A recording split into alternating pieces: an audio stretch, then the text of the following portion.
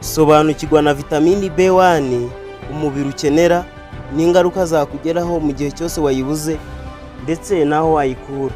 Vitamini B1 ituma umubiri ukoresha neza ibinyamasukari, yongera gukunda ibiryo cyangwa yongera apeti.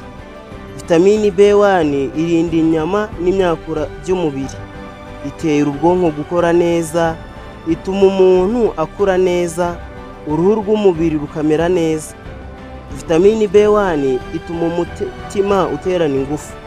Aho iboneka ni mu gihu n'umumero w'ibinyampeke n'ibinyamisogwe, mu mboga z'icyatsi kibisi no mu mbuto. Ibimenyetso by'uko wayibuze: kuremara, kugagara, guta ubwenge, gucika intege na beriberi.